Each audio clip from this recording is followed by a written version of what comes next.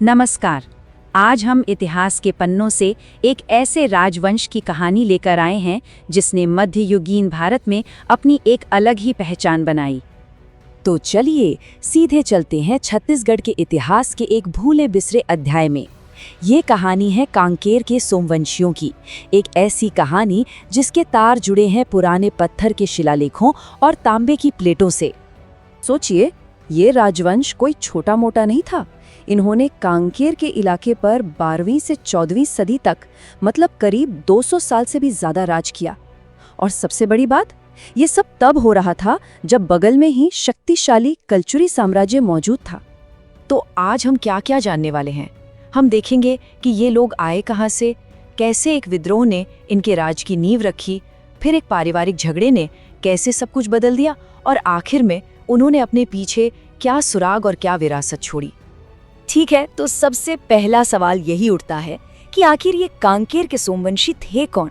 चलिए कहानी की शुरुआत बिल्कुल बेसिक से करते हैं। ये लोग आज के छत्तीसगढ़ में एक रीजनल पावर थे।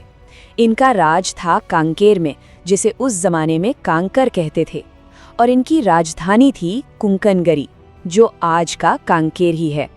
दिलचस्प बात यह है कि कई इतिहासकार इन्हें पुराने पांडु राजवंश से जोड़कर देखते हैं। अब यहाँ कहानी में एक मोड़ आता है। इस राजवंश की शुरुआत किसी शांतिपूर्ण तरीके से नहीं हुई, बल्कि इसकी नींव रखी गई थी एक बगावत पर। देखिए, इसके संस्थापक थे सिंहराज।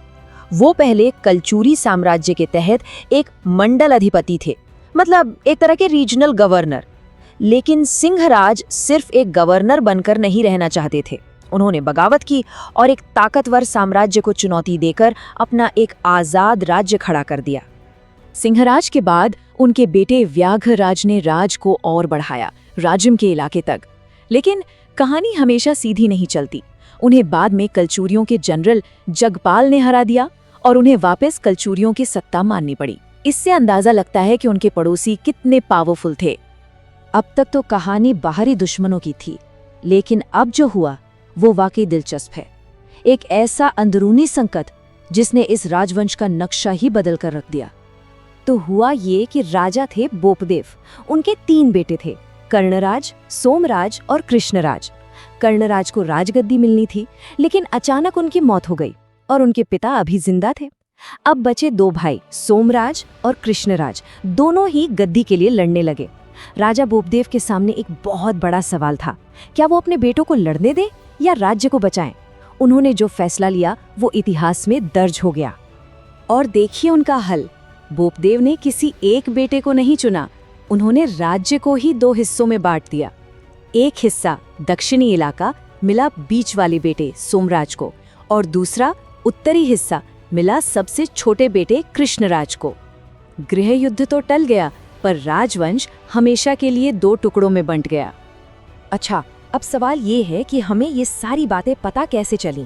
क्या ये सिर्फ कहानियां हैं? नहीं, इसका जवाब हमें मिलता है उन सुरागों से जो ये राजा खुद पीछे छोड़ गए। हमारे पास आर्कियोलॉजिस्ट्स को मिले कुछ अहम सबूत हैं, जैसे कर्णराज का सिहावा कॉपर प्लेट जिसमें मंदिर बनाने की बात है, पंपराज के तांबे के प्लेट्स जो इस बात की पुष्टि करते हैं कि राज 2 हिस्सों में बटा था। फिर आता है सबसे जरूरी सबूत, भानुदेव का कांकेर शिलालेख। इसके अलावा गुरूर का पिलर इंस्क्रिप्शन और खैरगढ़ की एक कॉपर प्लेट भी है। इन सब में से राजा भानुदेव का नाम सबसे अहम है। वो दूसरी ब्रांच के थे और एक तरह से वही हैं जिन्होंने हमें इस पूरी कहानी को समझने की चाबी दी। क्यों? क्योंकि साल 1320 में उन्होंने एक पत्थर पर जो लिखवाया वो कमाल का है। उस एक शिलालेख में उन्होंने अपने से पहले की 7 पीढ़ियों का जिक्र किया है। ये शिलालेख बिल्कुल एक टाइम कैप्सूल जैसा है। इसमें उन्होंने अपने पूर्वजों के नाम लिखवाए, सिंहराज, व्याघ्रराज, बोपदेव और बाकी सबके। ये भी बताया कि उनके राज में वासुदेव नाम के एक रईस ने 3 मंदिर, 2 तालाब और 1 इमारत बनवाई। और तो और उन्होंने अपने बेटे और उत्तराधिकारी चंद्रसेन देव का नाम भी लिखवाया। तो कहानी के आखिर में क्या हुआ? इन सोमवंशियों का अंत कैसे हुआ और उन्होंने अपनी क्या विरासत छोड़ी?